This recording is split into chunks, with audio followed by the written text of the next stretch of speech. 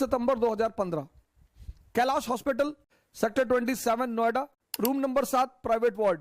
मैं admit, dengue का patient, platelet 5000, 20,000 पर बगल वाले कमरे में मां बेटे की डेथ हो गई। बस एक ही बात पता था कि अगर डिप्रेशन में गए, इम्यूनिटी खत्म, इम्यूनिटी खत्म, आप खत्म। डॉक्टर साहब आए, बेचारे बड़े परेशान थे, बोल रहे थे मुझसे ब्लीडिंग हो तुरंत बताइएगा। मैंने कहा जी बिल्कुल बताऊंगा। पूरा घर अस्त व्यस्त, सब परेशान। मैंने डॉक्टर साहब से एक ही बात कहा था कि सर शूट आउट में जाएंगे, डेंगू पेंगू कंफर्म है सर, लिखा है कुंडली में, इतनी खुराफात कर देंगे धरती पर। जज्बा सर, मेरे पिताजी मुझसे कहा करते हैं कि बस तुम एक ही बात पे जीते हो, जज्बे पर। बना लो सर। कौन सी दुकान पे मिलती है सर, कौन सा मॉल में मिलता है? Free sir, free. सिर्फ इबादत करने पर, शुक्रिया कहने पर, पूजा करने पर, ध्यान करने पर, मुफ्त की चीजें हैं सर। कॉन्फिडेंस मुफ्त, करना क्या है? ध्यान। डेयरनेस मुफ्त, करना क्या है? ध्यान। सबको शौक है सुपरस्टार बनने का, सबको शौक है राजा बनने का, लेकिन सबको शौक चुनौती लेने का नहीं है, चैलेंज नहीं चाहिए। तावीज बनवा दो भैया, लोग तावीज ढूंढ रहे हैं, तो तावीज वाले, demand is equal to supply, तावीज वाले भी बैठे।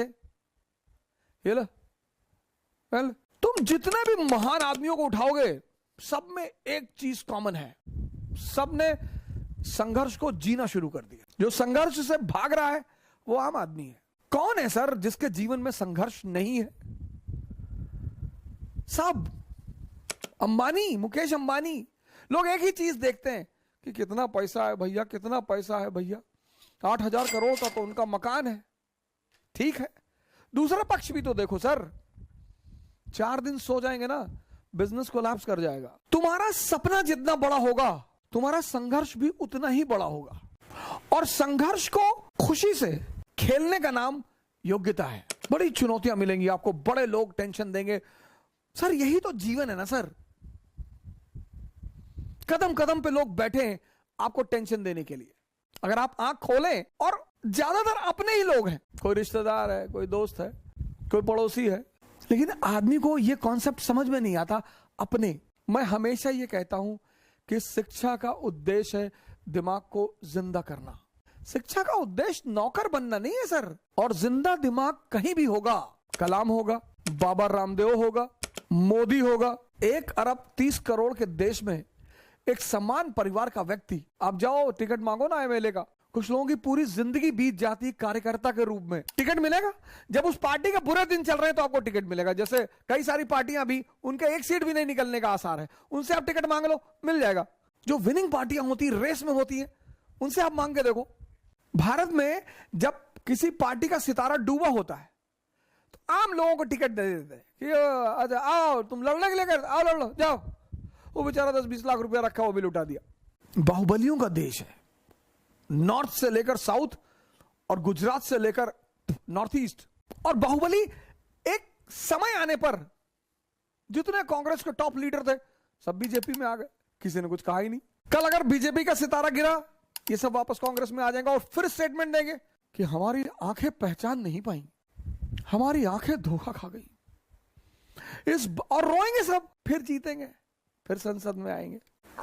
जब 2 आदमी का झगड़ा हो, जैसे मियां बीवी का झगड़ा है, तीसरे से पूछना ही नहीं, खुद ही बैठ के सॉल्व कर लो। 2 दोस्तों का झगड़ा है, आपस में बैठो, जहां इंसान है वहां तो झगड़ा होगा सर। तीसरे को क्यों बुलाना? और जब तीसरे को बुलाओगे वो ताकतवर पक्ष की तरफ चला जाएगा और अपना फायदा कर लेगा। महत्वाकांक्षा के खेल में विश्वास जैसी कोई चीज नहीं होती, ये नियम है, न्यूटन्स 4th लॉ। एग्जाम्पल दे, नेहरू और चीन। नेहरू जी हिंदी चीनी भाई भाई, हिंदी चीनी भाई भाई, गए गले लग गए, उसने चाकू डाल के घुमा दिया 1962। बिल्कुल भाई भाई, प्रिकॉशन रखने में क्या बुराई है? प्रिकॉशन, जिससे रहीमन धागा प्रेम का मत तोड़ो चटकाए, और टूटे तो फिर ना जुड़े। एक बार जिसने धोखा दे दिया, अगर आप उस पर दोबारा भरोसा करते हैं तो आप मारे जाएंगे। और महत्वाकांक्षा का खेल, द्रोणाचार्य कह रहे हैं युद्ध के मैदान में कि मेरा बेटा मर गया। हाँ बोले मर गया, बोले नहीं मैं युधिष्ठिर से पूछूंगा। युद्ध के मैदान में दुश्मन से पूछने की क्या जरूरत है, अपने किसी आदमी से पूछ लो। द्रोणाचार्य का कॉन्सेप्ट क्लियर नहीं था। युद्ध चल रहा है, वो दुश्मन है तुम्हारा, उससे क्यों राय ले रहे हो, अपने किसी आदमी से। नहीं, युधिष्ठिर धर्मराज है। युधिष्ठिर से पूछा कि मेरा बेटा मर गया। उसने कहा हां, पर नर नहीं कुंजर, जैसे कुंजर कहा भाई ने पीछे से शंख बजा दिया, द्रोणाचार्य को सुनाई ही नहीं पड़ा कुंजर। उन्होंने अपना हथियार रख दिया कि मेरा बेटा मर गया, अब मैं क्यों लड़ूं। कृष्ण का उड़ा दे, खत्म कर। कृष्ण महान इसीलिए है, कृष्ण दुनिया के उन लोगों में से हैं जो दोनों किनारों पे खेलना जानते हैं। जैसे बुद्ध को अगर कृष्ण की जगह रख दिया जाए, बुद्ध के पास अगर कोई स्त्री आके कहे कि मैं आपसे प्रेम करती हूं, बुद्ध तो भाग लेंगे तुरंत। कृष्ण कहेंगे प्रेम तो बड़ी अच्छी चीज है। ना तो वो इंद्रियों की दुनिया का निषेध करते हैं, he is not against the world related to senses, ना वो चैतन्य की दुनिया का निषेध करते हैं, वो दोनों तरफ है। और इस तरह का खिलाड़ी होना एक असंभव सी बात है। लेकिन दुनिया में कुछ चीजें एकदम क्लियर हैं। हम मिडिल क्लास के लोग, हमारे पास खोने को कुछ भी नहीं है। हम कौन सा मुगल फैमिली के हैं। जब गांधी फैमिली के राहुल गांधी 30 चुनाव हारकर फिर लड़ने के लिए तैयार हैं, मैं राहुल जी से बड़ा प्रभावित हूं इस मुद्दे पर। ठीक है, उनकी हिम्मत की, उनकी इस चीज की मैं बड़ी सराहना करता हूं कि क्या बात है, क्या जज्बा है उस बंदे में, लड़ाई लड़ेंगे। जब वो गांधी फैमिली होकर उनको चिंता नहीं, मोतीलाल नेहरू प्रभावशाली आदमी, जवाहरलाल नेहरू प्रधानमंत्री, इंदिरा गांधी प्रधानमंत्री, उनकी मां किंग मेकर, उनके फादर प्रधानमंत्री, आप क्यों परेशान होते हो। मेरा प्री नहीं निकला, नहीं निकला, कोई बात नहीं, दूसरा दे दो। जब हार जाओ चुपचाप बैठ जाओ, सब गाली देंगे तुम्हें सब। अरे हम जानते थे दिल्ली में, हम जान रहे थे दिल्ली में जो पढ़ रहे थे, वो कनॉट प्लेस में लड़की लेके टहलते थे, दारू पीते, तो हमने खुद ही देखा इनको 40 बार। ये दुनिया है। जब तुम हारोगे ना, तुम्हारी गली का कुत्ता भी भौंकेगा तुम पर, और तुम्हें हंसी आएगी, बहुत हंसी आएगी कि मैं तू। और जब तुम जीतोगे, सब आकर तुम्हारी कदमों पे लेट जाएंगे। अरे भैया, तुम पैदा हुए तो हमको भगवान दिखाई पड़े थे सपने में, तो हम तुम्हारे पापा से बोले कि भगवान का साक्षात अवतार है। अपने लिए जियो, अपने लिए। हारो, सरेंडर कर दो, देने दो गाली, वो उनका धर्म है सर। आपने बहुत कष्ट दिया उनको कि आईएएस बन रहे हैं, प्रीलिम्स निकल गया मेरा, उनको झटका लगा कि अरे प्रीलिम्स निकल गया, हाँ अच्छा।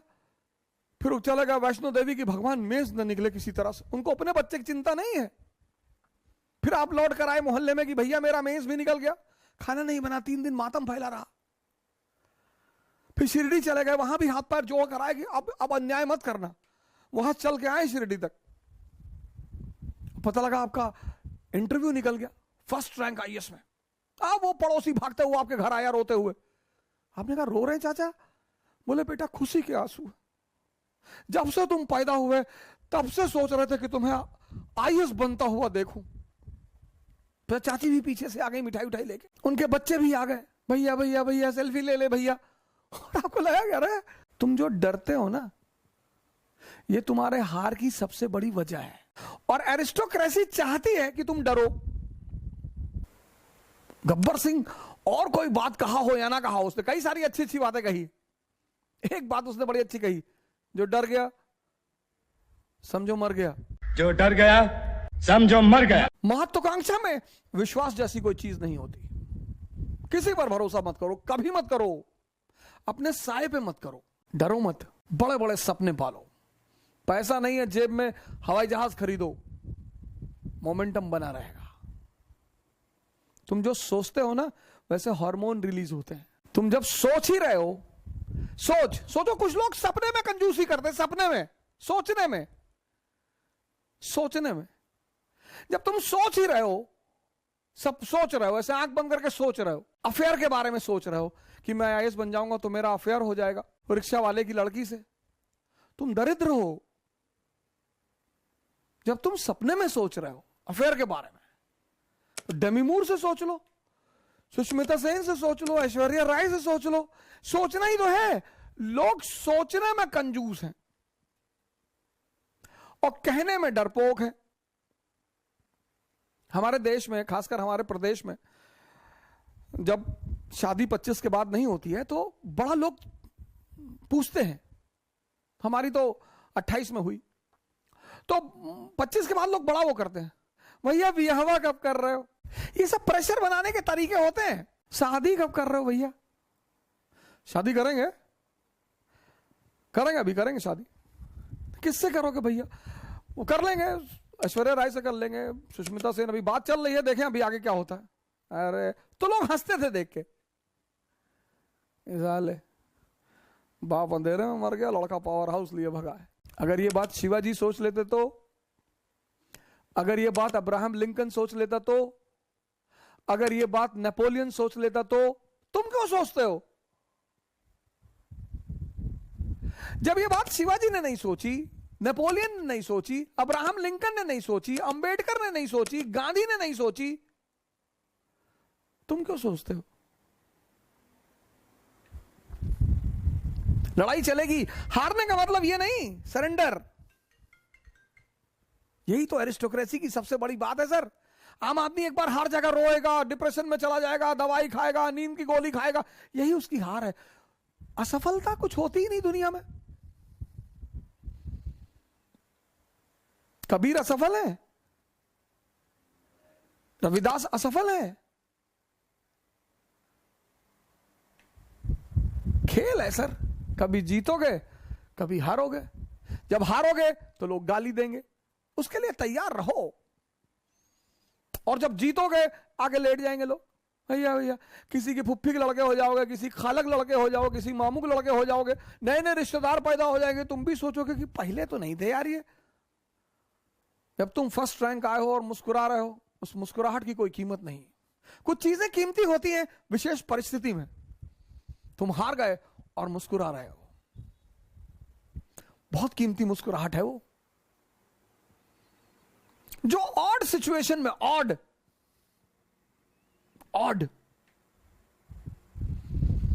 विपरीत परिस्थिति में जो आदमी मुस्कुरा रहा है, बस वही महान है। जय हिंद।